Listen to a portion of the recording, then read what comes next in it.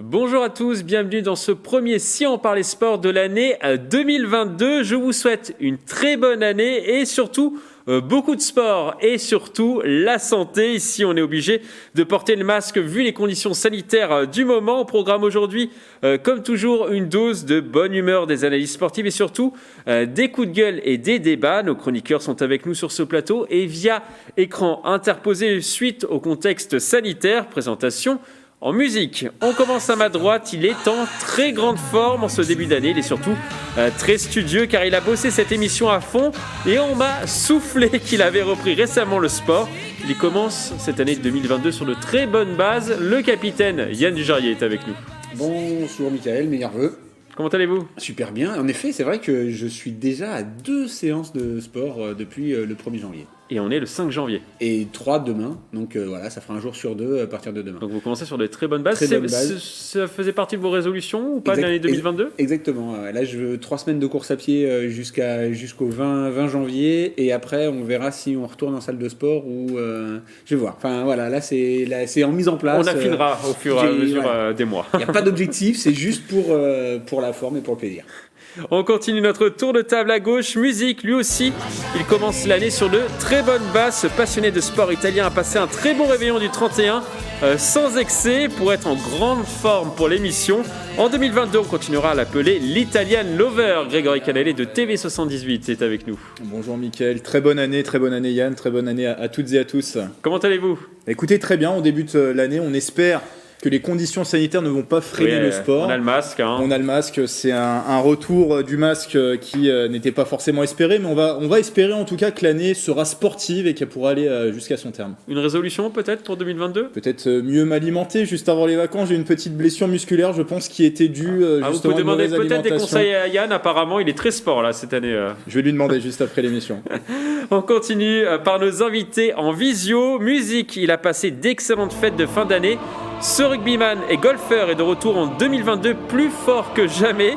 On le surnomme dans cette émission le gladiateur. Il nous vient tout droit des contrées versaillaises. Pierre Chevalier du Rugby Club de Versailles est avec nous pendant 1 heure. Comment allez-vous Pierre ? Salut les amis, ça va plutôt pas mal, solidaire avec le masque à la maison. Mais bon, vous l'avez vite enlevé quand même. Ouais, je l'enlève. Ça m'avait pas manqué ces petites sessions de SOP à distance. Pas du tout. Et vos résolutions pour 2022 ? Du sport et du sport. Que du sport. Voilà. On termine par notre dernier chroniqueur en visio, musique. On a gardé le meilleur pour la fin. Chaque minute passée à ses côtés n'est pas une minute de perdu en 2022, mais bien une minute de gagné. Il respire la joie et la bonne humeur. C'est notre cocktail anti-déprime. Coach Jean-Miss est avec nous pendant 1 heure. Bonjour à tous. Comment allez-vous ? Une excellente année à tout le monde. Votre résolution pour 2022 ? Et il y a encore la musique à chaque fois, il y a un problème. Bon. On a la musique qui continue. Eh oui, on continue la musique. D'accord. Donc je vous entendais pas. Alors votre résolution pour 2022 ? 2022, qu'on se sorte de cette merde, entre guillemets. Le message est passé. Qu'on puisse reprendre le sport normalement. Et surtout beaucoup de rugby, j'imagine. Oui, non, mais tous les sports, pas que le rugby, mais tous les sports, que tous les sports reprennent leur place. Alors avant de passer au programme de l'émission, on va parler de football et de la première titularisation du Versaillais Édouard Michu dans le 11 du Paris Saint-Germain. L'Yvinois de 18 ans a joué en 16e de finale de la Coupe de France face aux amateurs de Vannes. Victoire 4-0, le jeune milieu de terrain a même touché la barre transversale en fin de match. Il a déclaré après la rencontre s'entraîner dur pour ce genre de moment. La question sur ce thème, peut-il s'imposer au PSG, oui ou non ? Non pour Yann Dujarrier, timoré pour Pierre Chevalier, partagé également Grégory, et Jean, vous êtes ?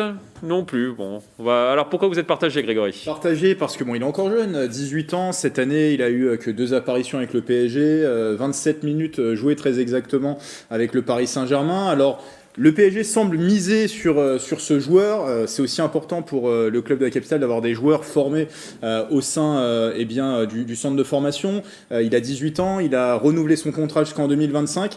Maintenant, qu'est-ce qui me laisse perplexe, c'est que pour le moment, voilà, on va le voir que face à des petites équipes. Là, c'était contre Vannes en Coupe de France. Il a eu sa première titularisation. Il a été pas mal. Il s'est pas caché. Il a même failli marquer. Il aurait pu marquer un but. Il a tapé la barre transversale. Moi, je pense que sa progression peut passer, peut-être, on aura l'occasion d'en parler, par un prêt. Alors, dans un club de Ligue 1 quand même, je pense qu'il faut qu'il tout de suite côtoie le très haut niveau. C'est un élément intéressant. Je pense que le PSG mise sur lui pour l'avenir, mais à ce stade-là, est-ce qu'il peut s'imposer dans ce PSG actuellement? Non, ça semble difficile parce qu'il y a quand même un effectif pléthorique et de très haut niveau au PSG. Pierre Chevalier, vous aussi vous étiez partagé. Moi, je suis partagé et à peu près pour les mêmes raisons que Greg, parce que le contexte fait que sur un match de Coupe de France contre une équipe bien moins classée, c'est une occasion de se montrer, mais c'est pas une occasion forcément de briller quand on a l'effectif du PSG.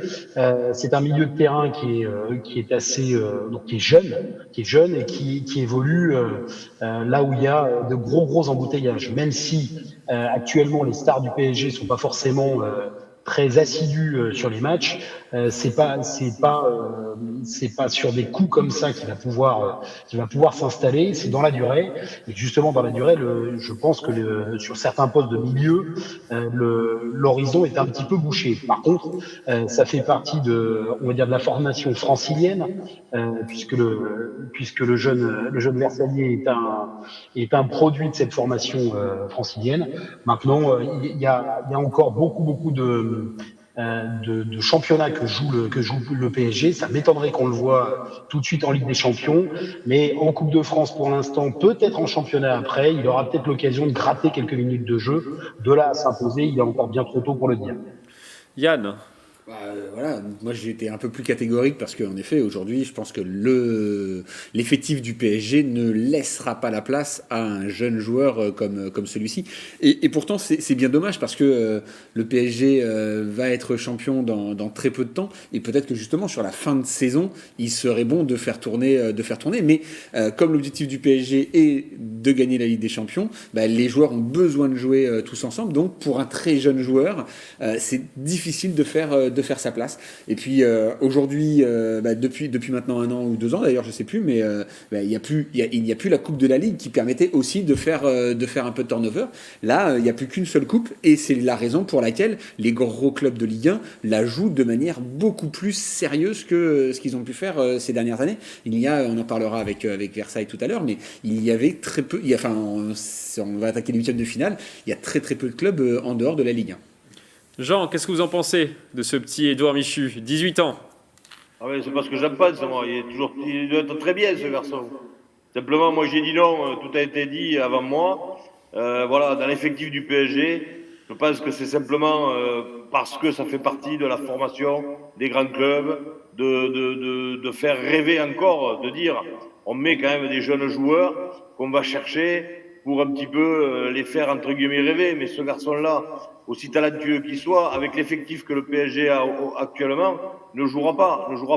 C'est un garçon qui sera peut-être, certainement, s'il est bon, prêté dans un club, mais il ne sera pas dans l'effectif du PSG. C'est tout. Et pour moi, ça fait partie de la formation, tout simplement. Grégory ? On peut aussi noter les propos de Pochettino, son coach à la fin du match, qui a dit que c'était un élément très intéressant. Il l'a salué, et aussi Xavi Simons. Non, mais ce que je veux dire, c'est que, en tout cas, il y a une estimation de la part de son coach. On lui a posé la question, il a répondu. Maintenant, c'est vrai que peut-être que le prêt, je pense, à court terme, c'est la solution peut-être la plus adaptée. Il est quand même lié au PSG jusqu'en 2025, vous le rappeliez. En fait, il avait signé son premier contrat en 2020, premier contrat professionnel qui a été renouvelé. Donc, ça prouve aussi que le PSG lui fait confiance. Il l'a renouvelé cet été, alors que son contrat courait jusqu'en 2023. Ils ont pris les devants et renouvelé le contrat jusqu'en 2025. Donc, ça prouve aussi que le PSG peut-être a quelques espoirs, fonde quelques espoirs en ce joueur. Il doit certainement donner de très bonnes indications dans son professionnalisme, c'est-à-dire dans la préparation qu'il est capable de mettre en place, etc. Il doit montrer qu'il fait des très bonnes choses et tout ça, il le fait à l'entraînement, donc le club a confiance en lui. Maintenant, le problème, c'est que l'effectif est trop important. Et il ne faut pas oublier, il a quand même fait un bon match, dimanche, lundi. C'était lundi, ouais. Il a fait un bon match, donc c'est vrai que. Mais maintenant, en face, c'était l'équipe de Vannes. Pierre Chevalier.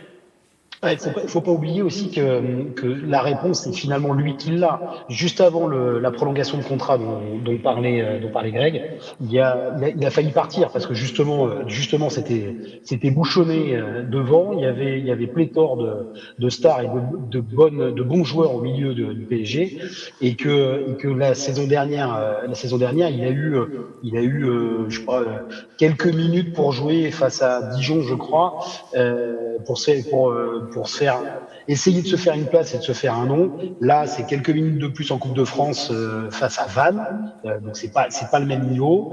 Ce qu'on peut lui souhaiter, en tout cas, c'est que le PSG aille le plus loin possible, voire au bout comme d'habitude en Coupe de France, pour qu'il se fasse du temps de jeu, pour qu'il ait du temps de jeu.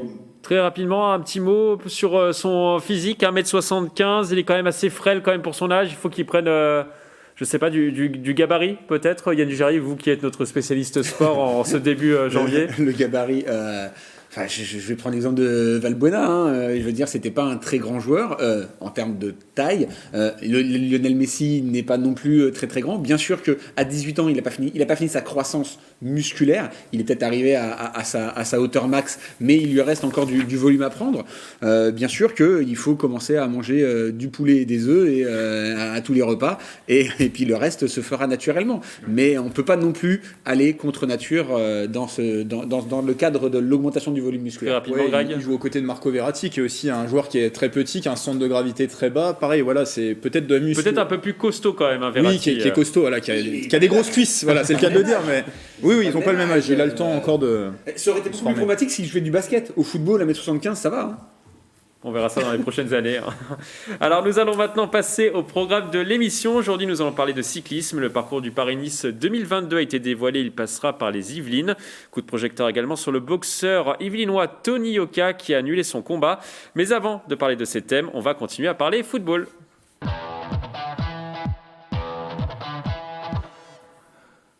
On va donc parler football et de la Coupe de France. Ils l'ont fait. Les Versaillais se sont qualifiés pour les huitièmes de finale de la Coupe de France en terrassant la Roche-sur-Yon à domicile. Le score est sans appel, 4-0. Et les 4 buts ont été inscrits en première période. On écoute la réaction à la fin de la rencontre du jeune défenseur et capitaine de 22 ans, Maël de Jevigné, au micro de TV78.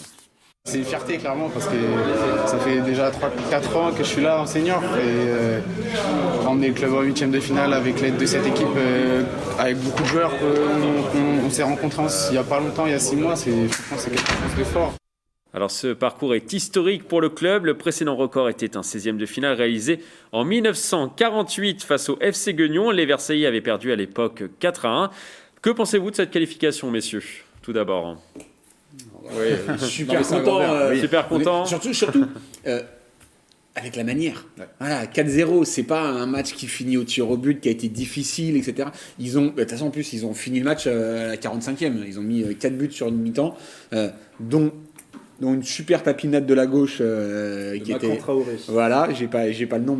Qui a joué, je tiens à le préciser, avec Grégory Canalé à l'époque. À Ivry-sur-Seine, oui, on s'est côtoyé plus à l'entraînement qu'en match. On a fait, je crois, un match en tout et pour tout. Et je rappelle que vous êtes gardien. Est-ce qu'il vous a mis un but comme ça Oh, sûrement, je m'en souviens pas forcément. Mais c'est vrai que le but, en fait, c'est l'action à retenir. Bon, la chose à retenir, c'est bien sûr la qualification historique. Je précise qu'on n'a pas les images parce qu'on n'a pas les droits pour diffuser sur Eurosport. Mais grâce à ce but, Versailles, qui était, on va dire, ce Versailles-La Roche-sur-Yon, qui n'était pas l'affiche la plus reluisante de ces 16e de finale, et sur Eurosport notamment, qui a diffusé le match, tout de suite on a mis en avant ce but et ça a permis de faire parler de Versailles parce que ce but il est juste sublime, c'est le but de ces 16e de finale. Si vous avez l'occasion de le revoir sur le replay d'Eurosport, il est magnifique. Voilà, belle publicité de Grégory pour nos confrères d'Eurosport. Jean, qu'est-ce que vous en pensez de cette qualification ? C'est bien pour un club yvelinois, puis score sans appel, 4-0. Donc, ça vous surprend ou pas ce score ? Comment ? Ça vous surprend ce score ? Ça me surprend. Un match, quel qu'il soit, n'est jamais gagné à la valse. Là, ils ont fait le job en première mi-temps. 4 buts d'avance, le match était plié à la mi-temps. Et une surprise, je ne pense pas. Moi, je les voyais gagnants. Peut-être pas autant, mais je les voyais gagnants. Après, quand même, leurs adversaires étaient invaincus depuis le début de la saison. Je tiens à préciser. Ben là, c'est plus le cas. Pierre Chevalier. Moi, ce que j'aime dans ce match et dans son épilogue, c'est que tout a été respecté par rapport à la logique sportive, le côté entertainment et les spectateurs, parce que là, on a frôlé les 2000 spectateurs, on avait encore le droit à Montboron, et puis le scénario, ils ont été tout aussi prudents avant le match que étincelants pendant le match. Et ça nous donne une leçon de football avec bon, certes c'est encore un petit club qui était en face, mais comme vous l'avez rappelé, invaincu. Et là, ça ouvre non seulement un record historique pour le FC Versailles en Coupe de France. Peut-être, on va en parler après, peut-être un petit peu plus loin, mais en tout cas, ça a été une très belle logique et un très beau match. Et notamment ce but, cette merveille de reprise de Makan Traoré, c'est effectivement même surprenant de le voir à ce niveau-là.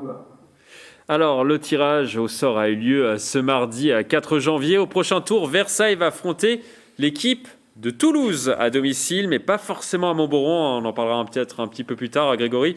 L'équipe de Toulouse est actuellement deuxième de Ligue 2 et ils sont en course pour la montée. La question sur ce thème, est-ce que c'est un bon tirage pour Versailles ? Oui ou non ? Vous votez. Alors, non pour vous, Grégory, non pour vous également, Yann. Vous êtes mitigé en visio. Alors, Jean, pourquoi ? Alors pourquoi je suis mitigé ? Deux choses. Alors, c'est bon sportivement, parce que ils ont quand même une chance de pouvoir accéder au tour suivant. Et ça l'est moins aux questions affiches. Parce que c'est vrai que un Toulouse, c'est pas un PSG. Allons directement au vif du sujet. C'est sûr que s'il y avait eu Versailles PSG, pour l'affiche, la renommée, le prestige, c'était fabuleux. Après, sportivement, c'était quasiment, je dis bien quasiment, on payait l'orchestre à la fin du bal, mais sur le terrain, c'était quasiment la fin de l'aventure. Là, avec Toulouse, sportivement, je pense qu'il y a encore un petit truc à jouer. Pierre Chevalier. Moi, je suis de l'avis de Jean, à peu près les mêmes raisons. Et je me dis qu'en Coupe de France, pour que le trajet soit beau, il faut qu'à un moment donné, on prenne des gros, quitte à avoir une chance de les faire tomber. Donc là, en l'occurrence, en huitième de finale, il n'y a plus que des gros, quasiment, puisqu'il reste deux clubs moins bien classés, et sinon c'est que des chocs de Ligue 2 ou de Ligue 1. Et à ce stade-là, une fois le record historique de Versailles battu, c'est vrai qu'on aurait pu espérer prendre l'OM, prendre Nice, prendre le PSG, effectivement, pour que l'affiche soit la plus belle possible. Parce que en huitième de finale, évidemment, avec le nombre d'équipes qu'il y a et plutôt Ligue 2, Ligue 1, il y a beaucoup moins de chances de passer le tour. Donc, quitte à ce que ça soit le dernier, autant que ce soit contre un gros avec une très belle affiche, peut-être la plus belle qui aurait été. Alors, c'est pas faire injure non plus au TFC qui est deuxième de Ligue 2, mais c'est moins prestigieux en Coupe de France, en huitième de finale de Coupe de France, que de prendre le PSG ou l'OM par exemple. Maintenant, c'est vrai qu'il y a une petite lueur d'espoir où ils marchent un peu sur l'eau les Versaillais là, et peut-être que contre une Ligue 2, même en deuxième position, il y a peut-être plus de chances de passer en quart. Grégory, alors vous avez été convaincu par Jean, les arguments de Jean et les arguments de Pierre. Tous les arguments qui ont été donnés sont bons. Moi, je pense que ce n'est pas un bon tirage sur les deux aspects, carrément. Alors, sur l'aspect prestige, je suis entièrement d'accord avec ce qui a été dit. On aurait bien sûr préféré, pourquoi pas un derby francilien, voilà, un petit Versailles-Paris Saint-Germain ou un Versailles-OM, pourquoi pas, pour vous faire plaisir pour les supporters marseillais. Mais je pense qu'aussi, sportivement, c'est pas un bon tirage. Je vais m'expliquer. On parle quand même du deuxième de Ligue 2. C'est une équipe Toulouse, le TFC, qui, je pense, fonde de grands espoirs sur cette Coupe de France. Il y a moins de chances qu'une équipe comme le TFC fasse tourner sur une compétition comme la Coupe de France, parce qu'elle veut aller l'arracher dans la saison. Et donc, pour moi, le risque, et c'est ce qui me fait peur, c'est que Versailles, finalement, parce que ce match ne sera pas le plus reluisant, se fasse un peu éliminer dans l'anonymat, sans gros exploits, ça a été dit. Et c'est ça aussi les parcours de la Coupe de France, c'est d'aller, pourquoi pas, essayer d'aller taper, pardon l'expression, mais une équipe plus reluisante, une équipe de professionnels. Et là, c'est une équipe professionnelle, le TFC, mais ce n'est pas une équipe de Ligue 1. Et j'ai peur que Versailles, on va pas forcément les mettre en avant peut-être la semaine avant et qu'ils se fassent éliminer dans l'anonymat, c'est ma crainte. C'est aussi pour ça. Ce sera peut-être un point positif justement qu'ils restent dans l'anonymat pour pouvoir aller taper une Ligue 2. Moi, je pense que c'est un tirage pas idéal. J'aurais préféré c'est-à-dire dans la même visibilité d'équipe qui rencontre une équipe comme Lens, qui est en milieu de classement de Ligue 1 et qui a des difficultés cette année, plutôt qu'une équipe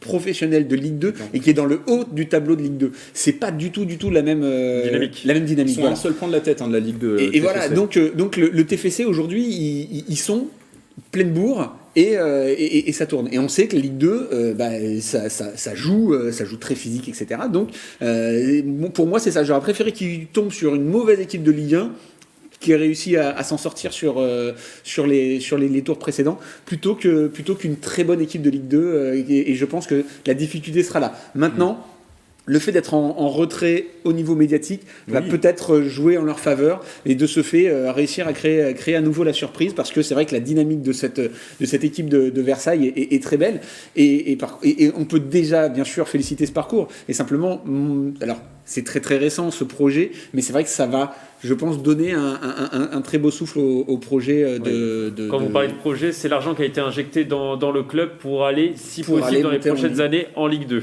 Exactement. Par contre, ce qu'on peut retenir, et ça a été dit par... alors, c'était le capitaine, parce que le vrai capitaine de Versailles, c'est Oussama Berkak. Là, c'était le capitaine Maël Durand de Jevigné qui était capitaine sur ce match de Coupe de France.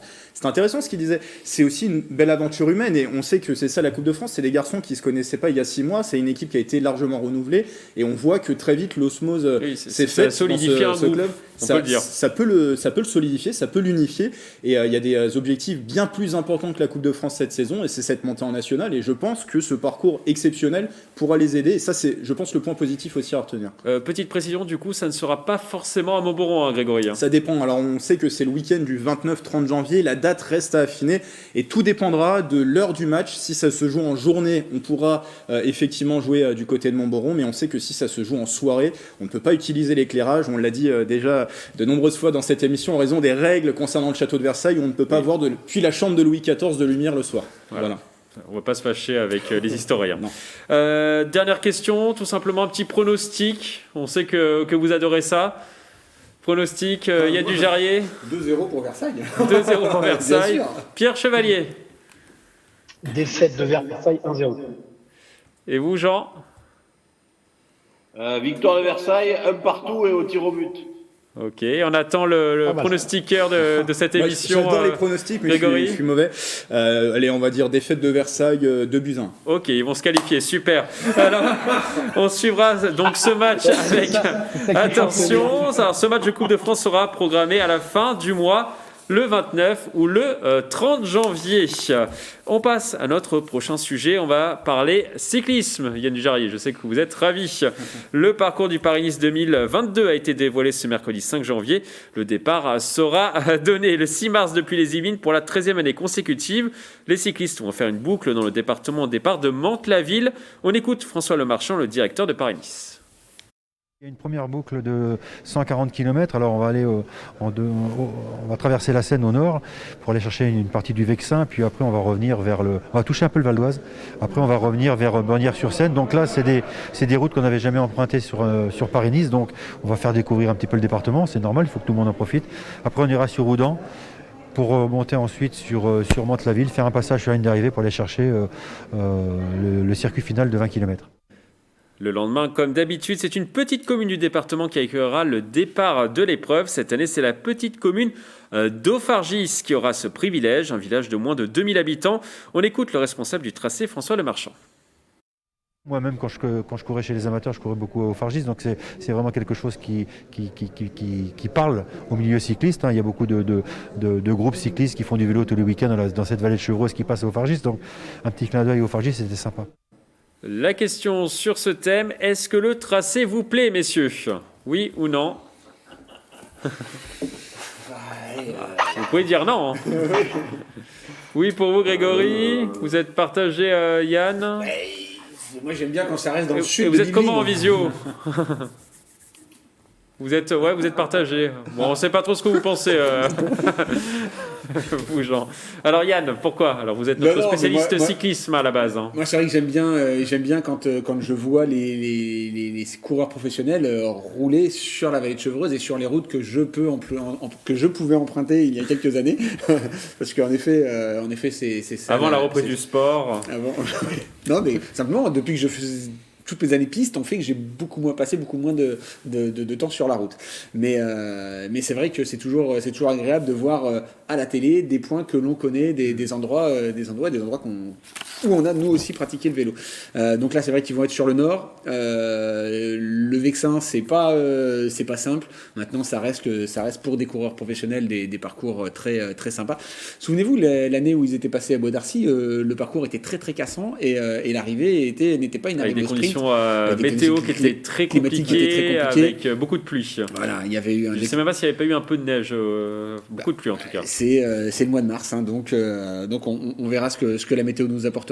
On espère que ce sera comme lors du contre-la-montre de Coignères. Moi j'aime bien, c'est vrai que quand ils font un petit prologue sur la première étape aussi, ça fait quand même pas mal d'années qu'ils ne l'ont pas fait. Le dernier c'était Coignères justement. J'espérais que ce soit un prologue pour cette première étape. Bon, ce sera pas le cas. Ça sera raté. Maintenant voilà, oui. Mantes-la-Jolie, pourquoi pas. De toute façon, Paris-Nice. Mantes-la-Ville. Enfin, Paris-Nice fait découvrir les Yvelines, fait du vélo dans les Yvelines. C'est de toute façon très très bien. Jean, alors vous êtes mitigé sur cette question. Non, vous êtes très mitigé hein, aujourd'hui. Hein. Est-ce que le parcours vous semble bon? Alors, techniquement, je ne sais pas, parce que je ne suis pas un spécialiste. Techniquement, certainement. Ensuite, c'est très bien qu'ils continuent à passer par les endroits des Yvelines qui sont régulièrement parcourus par les amateurs de cyclisme tous les week-ends dans la vallée de Chevreuse, notamment. Donc c'est très très bien. On sait en plus que c'est une des grandes compétitions de la discipline, le Paris-Nice, avec bien sûr le Tour de France, mais le Paris-Nice ou Paris-Roubaix, ce sont les deux grosses compétitions derrière le Tour de France. Donc c'est très très bien. C'est une bonne. C'est toujours un petit peu, je dirais, c'est dans l'idée du cyclisme de faire découvrir des petits villages comme au Fargis. Où ça va démarrer là, de faire découvrir les petits villages et de mettre en avant ces petits villages de notre département, d'autant plus. Donc, en tout cas, on a vu le maire aujourd'hui à Dauphargis, il était ravi d'accueillir la compétition. À chaque fois, le Paris-Nice passait par sa commune, mais là, il part de sa commune et il est vraiment ravi.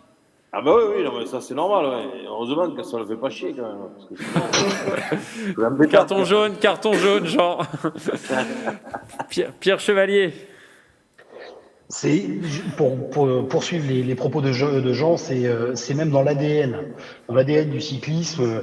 Même nous, Jean et moi, qui ne sommes pas des grands spécialistes ou des grands fans du cyclisme, on sait et on en parle souvent sur ce plateau que les Yvelines sont une terre de cyclisme et que a priori c'est dans l'inconscient même yvelinois de faire du vélo d'une part, pas pour tous, et d'assister à des courses et notamment de pouvoir mettre en lumière deux villes de taille différentes. C'est même assez inspirant pour les sports quand ils peuvent le faire. C'est-à-dire qu'évidemment il y a pas de ville-étape dans tous les sports, ça se saurait, mais en tout cas en cyclisme, de passer de Mantes-la-Ville au Fargis, que je ne connais pas moi, puisque je ne suis pas cycliste, donc je n'ai pas parcouru ces routes yvelinoises.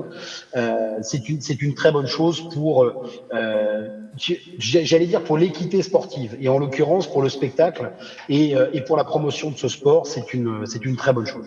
Et je précise que c'est gratuit, hein, évidemment, pour aller voir cette compétition. Grégory. On peut que se réjouir en tant que suiveur du sport yvelinois que pour la 13e année consécutive, ça va passer par les Yvelines. Forcément, on pouvait avoir peur de est-ce qu'ils vont réussir à se renouveler, mais force est de constater qu'ils arrivent quand même à se renouveler. Ils arrivent à mettre en avant aussi des villes de taille différente, ça a été dit. L'année dernière, on était sur une formule différente. C'était plutôt une ville de la zone de Versailles, une ville comme Saint-Cyr-l'École qui a été mise en avant, et une petite commune du nord des Yvelines ou Inville-sur-Montcian. Là, vous voyez qu'on a inversé. On a plutôt favorisé une grosse commune du nord des Yvelines et une petite commune du sud Yvelines. Donc on arrive à faire le tour des Yvelines et on ne peut être que content. Là, c'est vrai et que ils vont emprunter des routes qui n'ont jamais été utilisées pour un Paris-Nice, par exemple. par exemple Oudan, non, si je dis pas de bêtises, non, c'est pas Oudan, passé. je ne sais pas, mais je sais qu'il y a quelques petites D'accord. routes qui n'ont pas encore utilisées pour le Paris-Nice. Donc non, on peut que bien sûr se satisfaire que ce tracé passe encore et une nouvelle fois par les Yvelines. On arrive à se renouveler quand même, Yann. Ça fait 13 ans quand même que le Paris-Nice passe par les Yvelines. Je ne suis pas dessinateur de parcours, donc je ne sais pas s'ils arrivent à se renouveler. Ce qui est sûr, c'est que les coureurs, eux, gardent en tête les endroits stratégiques, les endroits difficiles, parce que même si ils parcourent entre 20 et 30 000 km par an sur un vélo, sachez bien que quand ils vont à la présentation du Tour de France et qu'ils voient le tracé se faire, ils savent quels sont les cols qui sont empruntés et donc tout de suite ils savent comment ça va, pas comment la course se passera, mais ce qu'il y aura à faire comme étape. Donc là, c'est vrai que les gars, la veille, quand ils regardent le roadbook, il y a des points qu'ils connaissent et qu'ils maîtrisent déjà. Les arrivées dans les villes, alors, sont parfois aussi un petit peu modifiés par le biais de l'importance de la compétition dans laquelle ils participent. Il peut y avoir des ronds-points ou alors des gendarmes couchés qui peuvent être enlevés pour certaines épreuves. Mais voilà, les coureurs connaissent les endroits où ils pratiquent parce que on a cette mémoire et on se souvient de tout ça. En tout cas, le Paris-Nice passera par les Yvelines jusqu'en 2025 avec le contrat signé entre le département et ASO. Et on sera évidemment présent début mars pour couvrir ce Paris-Nice. On passe à notre page débat.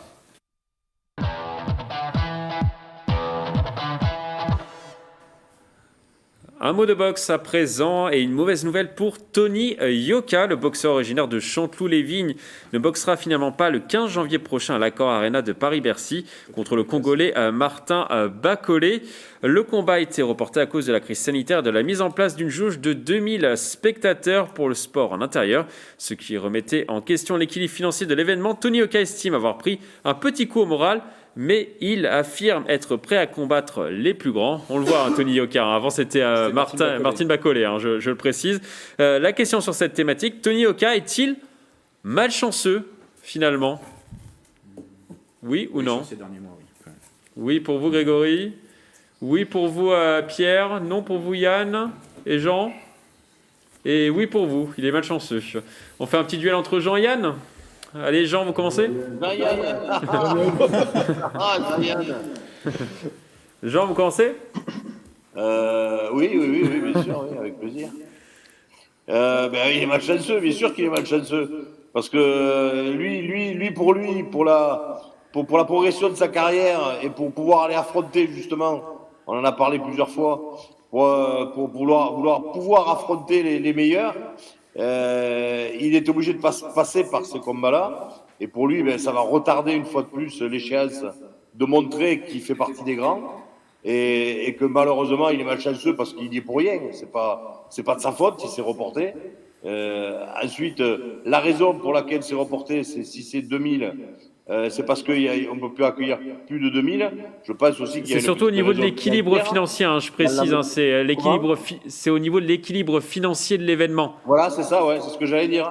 2000, je pense qu'avec 2000, il ne rentrerait pas au niveau financier dans ce qu'il pouvait espérer rapporter parce qu'ils ne vivent pas d'amour et d'eau fraîche. Ces gens-là, donc oui, pour moi, il est malchanceux. Ouais, il est malchanceux. Il est malchanceux et ça risque quand même, malgré ses déclarations, qu'il est prêt à affronter n'importe qui, ça risque quand même de lui porter préjudice pour la suite de sa carrière. On en reparlera juste après. Yann? Jean m'a convaincu. Non, oui, bien sûr que c'est pas de bol. Maintenant, à leur niveau, c'est des combattants qui sont capables de faire des combats tous les 3 mois à peu près. C'est des athlètes qui sont capables de faire des combats tous les 3 mois. Les gros boxeurs font environ 3 combats par an, maximum. Voilà. Donc du coup, oui, en effet, il prend un peu... Mais c'est 3 mois de retard. Il a déjà perdu 1 an à cause de ses no-shows.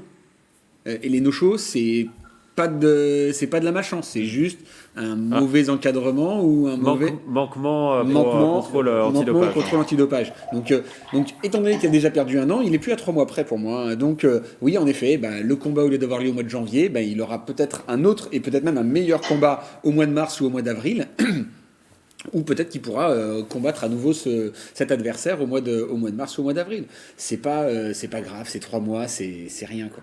Grégory. Mais moi, je pense qu'il est malchanceux en tout cas sur ce combat-là, un combat qui aurait pu lui permettre, je dis pas forcément de passer dans une nouvelle dimension, mais en tout cas 22e non, mondial. non, c'est pour ça que je dis ça lui aurait pas forcément donné plus de crédit, mais ça l'aurait renforcé peut-être dans sa confiance. Il a été malchanceux sur ce combat-là parce qu'à la base, il faut rappeler aussi qu'il devait affronter Carlos Takam, qui est plutôt à l'orée de sa carrière. Il a fini sa carrière, mais qui a quand même une belle carrière, qui a un nom qui est connu dans la boxe.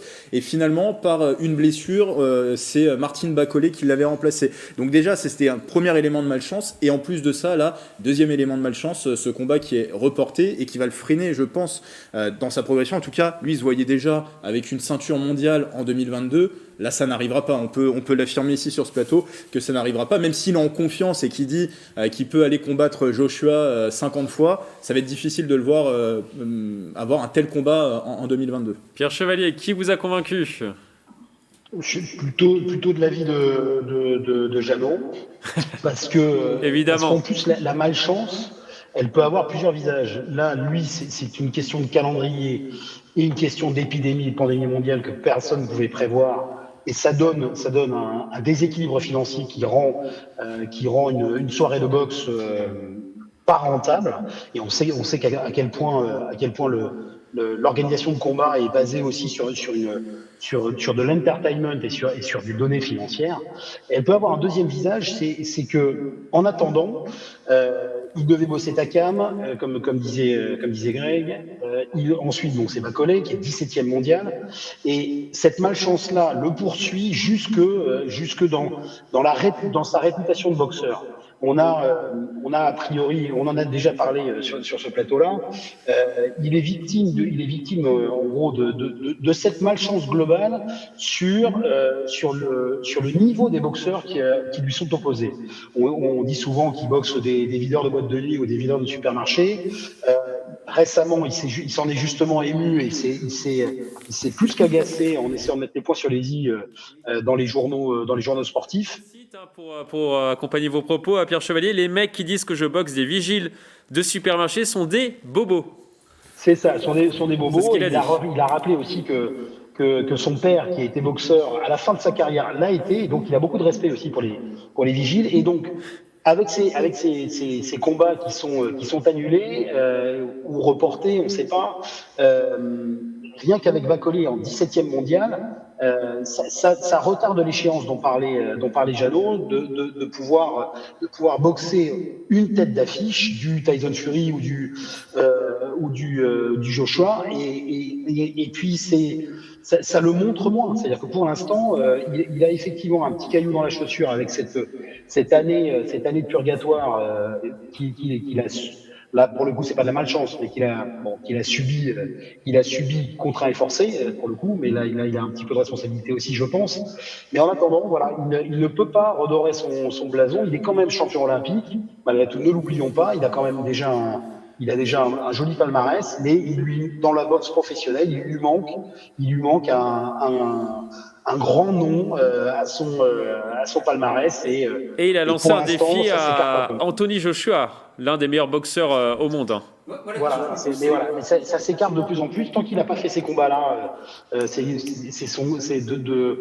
vais pas dire de seconde zone, parce que là ça serait leur faire offense à tous, mais en tout cas des combats moins reluisants. Tant qu'il les a pas fait, il prend du retard sur son tableau de marche. Donc là, oui, c'est de la malchance globale. De tomber en plus dans une période de Covid qui rebat toutes les cartes dans tous les sports.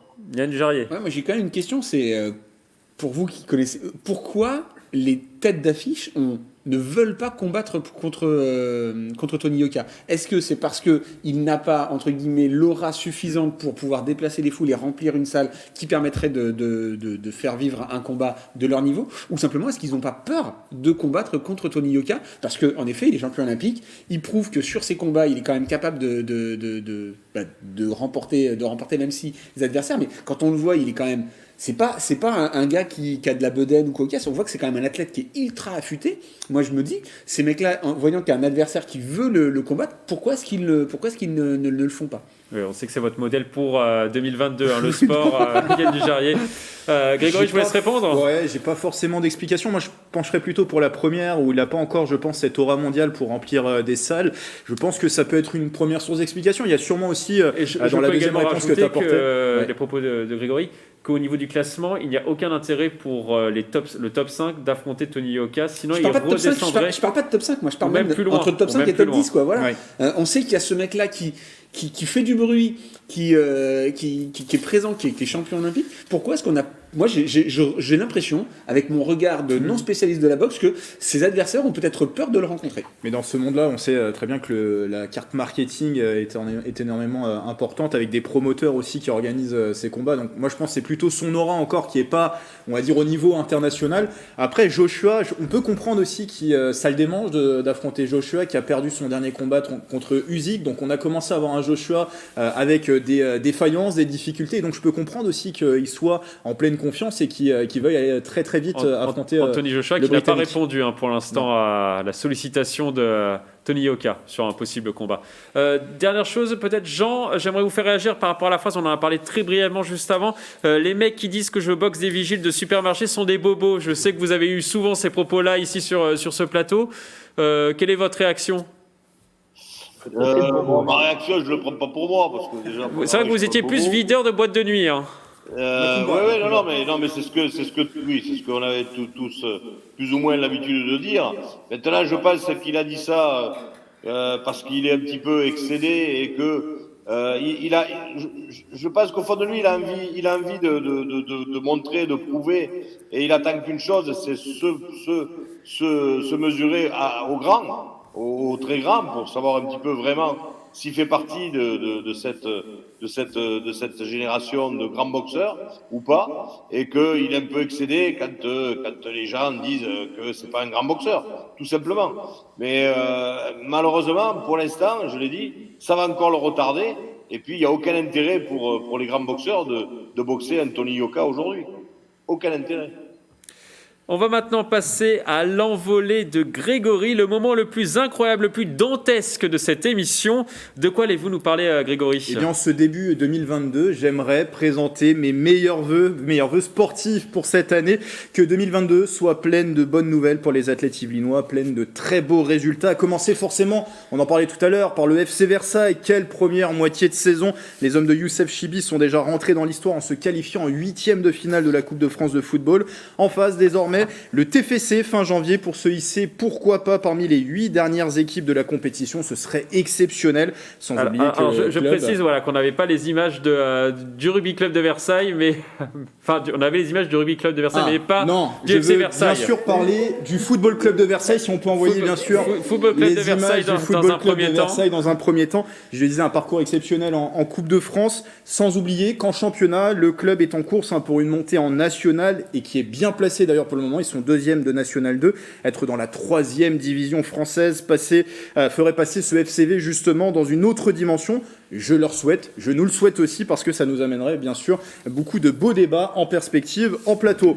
Bon, on a un peu grillé la surprise, j'en suis désolé, mais forcément, comment parler de Versailles sans évoquer le rugby club, nos amis du rugby club de Versailles, le RC Versailles cette fois-ci, qui est aussi bon leader. Alors Versailles Foot est 2e, mais Versailles Rugby est bon leader de sa poule 1 en Fédéral 3, et 8 victoires, 0 défaite. Quand je vois les résultats de nos clubs de la Cité Royale, d'ailleurs, je me demande s'ils ont eu le droit au même vaccin que nous. Je ne sais pas si Pierre a une réponse à nous apporter, blague à part. On aimerait fortement que le RCV rejoigne Plaisir en Fédéral 2, la 4e division nationale de rugby. J'en ai pas terminé avec le Rugby Club de Versailles. J'espère qu'un de vos plus beaux produits continue sa progression cette année. Je veux parler bien sûr de Léo Barré, 19 ans. Le 3/4 polyvalent a obtenu beaucoup de temps de jeu jusqu'à présent avec le Stade français. Il faut que ça se poursuive. Lui qui devait qui devrait normalement disputer le tournoi destination des moins de 20 ans, avant, pourquoi pas, d'accéder un jour. C'est tout le mal qu'on peut lui souhaiter au 15 de France A. Excellente année également 2022 et très bon tournoi destination à Émilie Boulard. L'arrière yvelinois sera normalement de la partie avec l'équipe de France féminine qui disputera en plus cette année une Coupe du Monde en Nouvelle-Zélande. Son bilan en 2021, 6 sélections, 3 essais, de quoi rêver en 2022. Dans la progression, on attend forcément avec impatience la suite de la saison de notre grand espoir du basket français, le joueur de l'Asvel, Victor Wembanyama. Mais je suis surtout pressé de voir la suite des événements pour 2 autres athlètes yvelinois. Je les surnommerai notre double R. Est-ce que vous avez une idée, le double R, Yann? Rosner et le deuxième bravo messieurs, bravo. Antoine Rosner, le golfeur bien sûr, qu'il repart déjà sur de bons rails en 2022 après une saison 2021 contrastée. Il est actuel 117e mondial. Je pense qu'on peut le voir largement plus haut. Sa victoire en mars dernier au Qatar le prouve, tout comme son succès. On s'en rappelle avec Bryson DeChambeau au championnat du monde de match-play. Le deuxième R, c'est Arthur Rinderknecht. D'ailleurs, je ne sais pas si c'est un hasard, mais on peut dire que c'est un hasard. Ils ont les mêmes initiales avec Antoine Rosner. Ça prouve peut-être que les AR yvelinois sont voués au succès et une progression fulgurante, on s'en souvient, en 2021 pour le tennisman. J'en ai même fait mon sportif de l'année, désormais 58e mondial, appelé en bleu aussi bien en Coupe Davis qu'en ATP Cup en ce début d'année, même s'il n'y a pas eu forcément beaucoup de réussite. Le Saint-Germanois va repartir pour une nouvelle saison. On espère un top 30, un mondial, pourquoi pas, les rêves sont permis. Enfin, ça va plaire à Yann. En octobre, le Vélodrome national recevra déjà pour la 2e fois de sa jeune histoire les championnats du monde de cyclisme sur piste. En 2015, le moment avait été magique. 7 médailles pour l'équipe de France, dont 5 en or, devant un public bouillant. 25 000 spectateurs s'étaient pressés dans les travées saint-quentinois sur les 5 jours de compétition. Ce serait beau de voir le même succès populaire à l'automne à 50 ans en Yvelines. Mais pour que tout ça se réalise, bien sûr, avec de belles images, un public au rendez-vous, mon principal vœu, il n'est pas forcément sportif pour cette année 2022, mais il pourrait concerner le sport. J'en terminerai par là, c'est de voir la fin de cette épidémie de Covid-19. Elle nous prive de débats passionnés aujourd'hui en plateau. On le voit, on n'est que 3 avec les masques en plus pour ce début d'année. Elle a ses impacts aussi forcément sur le monde du sport. On aimerait les retirer, ces masques, avec, donc je le disais, un impact sur le sport. De nombreux sportifs aussi qui sont contaminés en ce début d'année. On pense bien sûr forcément à eux. Du balai, le Covid-19, on t'a assez vu pour l'instant. Et voilà, j'espère que tous ces vœux vont se réaliser et je souhaite à toutes et à tous une bonne année 2022. Votre avis sur ces vœux, est-ce que c'est tout ce que vous souhaitez, Yann Jarrier? Moi, je note juste une chose, c'est que, en effet, donc Versailles Rugby, Versailles Foot, premier, deuxième. Je me souviens quand on a commencé cette émission il y a 5 ans. On avait beaucoup de clubs qui redescendaient plus tôt. Et c'est vrai que ça remonte. Et ça remonte. Et c'est vrai qu'on était vraiment dans une spirale négative sur les Yvelines. Et là, j'ai quand même l'impression que... Alors, je ne vais pas dire que c'est parce qu'on en parle, mais c'est vrai que si les clubs ont des beaux résultats, on parlera d'eux. Parce que c'est vrai que maintenant, on suit beaucoup le Versailles sportif, le Versailles Rugby, le Versailles Foot. On suit pas mal de clubs de la région, des athlètes qui ont des résultats. Et c'est vrai que j'espère que ça va encourager les autres à avoir on le est dans un bon cycle. Ou sinon, je ne sais pas, le vaccin versaillais, du coup, Pierre Chevalier. Alors on appelle ça le pot belge. Donc c'est un mix des 4 vaccins connus. Et effectivement, ça a des tours de potion magique. Effectivement. En tout cas. Très très belle envolée de Greg. Pour moi, je suis comblé et heureux parce que les 3 premiers du classement sont des Versaillais. Si on ajoute donc évidemment le football de Versailles, le rugby de Versailles et Léo Barret qui est un Versaillais formé formé à Porchefontaine avant d'aller à Massy et au Stade Français. Et Antoine Rosner qui est à la Boulie, donc pas si loin. Donc Versailles en force. Effectivement, Yann Décidément. le rappelait, ça n'a pas toujours été le cas. Ça n'a pas toujours été le cas. Donc effectivement, je ne peux qu'abonder dans le sens de Grégory avec ces vœux que l'on n'espère pas vœux pieux, mais justement des vœux qui sont en fait, et c'est là toute la beauté, ils sont réalisables. C'est-à-dire que parfois les vœux sont des vœux qui sont trop ambitieux, comme celui de perdre du poids ou d'arrêter de fumer par exemple. Mais là en l'occurrence, ce sont des vœux qui sont réalisables et c'est évidemment tout ce que je souhaite pour le sport yvelinois et notamment en particulier pour le sport à Versailles. Jean, qu'est-ce que vous pensez de ces vœux? Ah, mais fabuleux, fabuleux. Félicitations à Greg. Merci, Jeanne. C'est très bien, très, très bien. J'aurais pas fait mieux. Donc en gros, pour résumer, il faut être Versaillais pour réussir dans le sport. Ah non, mais bon, Versailles, c'est vrai qu'on le dit, mais pas parce que c'est Pierre, mais c'est vrai que Versailles est une belle ville sportive des Yvelines, hein. Sinon la plus belle. Ça me faire. Enregistrez ça. Ouais. C'est vrai. Bon, on va passer à la dernière partie de cette émission. Alors lui, il n'est pas versaillais, il est rambolitain. Louis Burton, souvenez-vous, début novembre, le bateau au bureau Valet 3 du navigateur yvelinois avait dématé alors qu'il occupait la 2e place sur la Transat Jacques Vabre 2021. Un incident survenu en pleine nuit quelques heures après le départ, après plusieurs semaines d'investigation. La raison est désormais connue. Louis Burton a confié à nos confrères de Voiles et Voiliers qu'un câble de voile J3 serait responsable de l'avarie. Le mât a pris 10 degrés de plus car il n'était pas retenu vers l'avant. Un système de crochet n'aurait pas fonctionné d'après les premiers indices. Est-ce que ça vous surprend déjà, Yann Dujarrier, que ça puisse arriver? Alors vous êtes spécialiste cyclisme mais également voile ces derniers mois. Passionné de voile depuis le Vendée Globe, depuis le Vendée Globe et depuis les dernières éditions du Vendée Globe en effet. Je suis pas assez technique. Simplement, moi, ce qui me rassure, c'est d'avoir trouvé la raison. Et je pense que c'est ça qui est le plus important, c'est qu'aujourd'hui, ils ont pu identifier la problématique et d'où venait l'avarie. C'est vrai que quand vous êtes dans une voiture qu'elle fait un bruit suspect, que vous ne savez pas, vous êtes toujours inquiet. Vous dites qu'est-ce qui va me lâcher. À partir du moment où il s'identifiait, c'est bon, on peut réparer. Là, on n'est même pas sur une voiture, on est sur une Formule 1 des mers. Et, une grosse voiture. Une grosse voiture. Et donc je pense que voilà, sur là maintenant, Louis Burton ne va avoir qu'une seule envie, c'est de repartir. Alors il va pouvoir faire des essais, mais donc se rendre compte que son bateau répond de la bonne manière. Et maintenant, il va avoir envie de repartir sur une prochaine compétition pour pouvoir montrer que il sera sur les podiums de chaque épreuve qu'il disputera. Oui, je suis entièrement d'accord avec Yann sur le côté rassurant. Ça pourrait venir effectivement d'une défaillance peut-être technique de ce crochet, peut-être une défaillance humaine aussi, hein, c'est possible. L'erreur est humaine, comme dit le précieux adage. Et donc c'est rassurant dans le sens que, on l'a dit sur ce plateau, Louis Burton navigue sur un nouveau bateau. On aurait pu craindre que la défaillance vienne directement de ce nouveau bateau qu'il venait d'acquérir juste après ce Vendée Globe. Et en soi, c'est rassurant. Maintenant, ils ont identifié d'où venait ce problème. Ils vont pouvoir travailler pour que ça ne se reproduise plus à l'avenir, et en soi c'est rassurant pour ça. Quand j'ai lu que c'était une erreur humaine, ça m'a inquiété parce que je me suis dit hop, on essaye de noyer le bébé, alors que là non, voilà. On n'est pas sûr à 100%. Non, mais au moins, il y a quand même des explications, c'est identifié, oui, c'est un crochet, etc. En fait, voilà, dans le bateau. Boîte noire, ça veut dire que voilà. il y a un capteur sur chaque crochet, bon, ça fait beaucoup de. Sur le mât. Sur le mât, d'accord. Jean.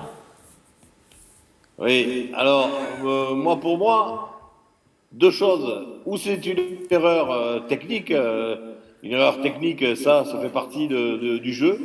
La navigation, on le sait malheureusement. Les erreurs techniques, ça fait partie, c'est comme le temps, comme les conditions climatiques. Donc là, il n'y pouvait rien, malheureusement, ça fait partie. Par contre, si c'est une erreur humaine, c'est une énorme faute professionnelle. Parce que là, Yann l'a souligné, c'est les Formule 1 de la mer.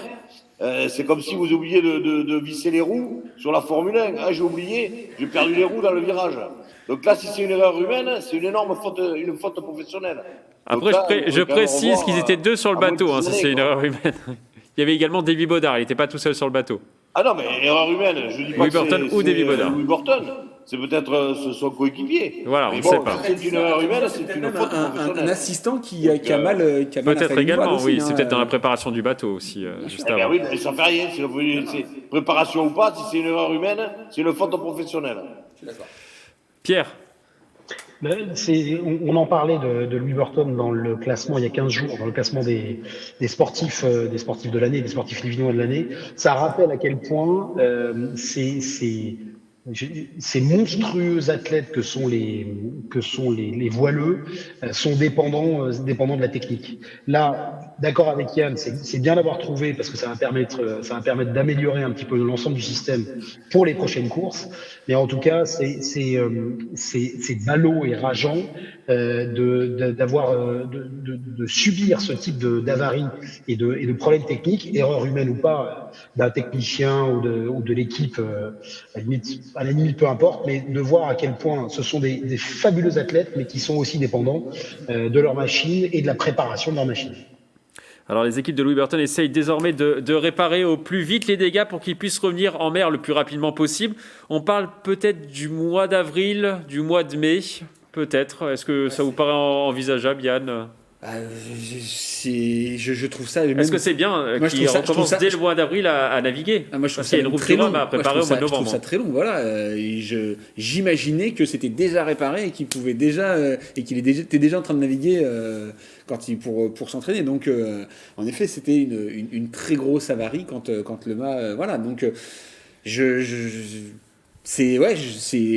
faut tout faire pour réparer au plus vite. La route du Rhum arrive au mois de novembre, Grégory, très rapidement. Est-ce que vous pensez qu'il sera sur la ligne de départ ? Il sera sur la ligne de départ, il doit être sur la ligne de départ parce qu'on sait qu'il ne va pas y avoir 50 compétitions d'ici le Vendée Globe qui a un objectif affiché et qui se déroulera en 2024. Donc il faut qu'il s'aligne sur les plus grosses courses qui puissent être sur les prochains mois. Et la prochaine grande course, c'est la route du Rhum. Et donc il faut qu'il soit sur la ligne de 5 départ. mois de préparation, c'est très bien. Hein. Mais novembre, 5 mois, ça va. Hein. Pour se avec son nouveau bateau. Rendez-vous fin novembre pour Louis Burton. C'est déjà la fin de cette émission. On va terminer comme d'habitude par une citation aujourd'hui pour la première de l'année. Je vous propose une citation du sulfureux footballeur Georges Best.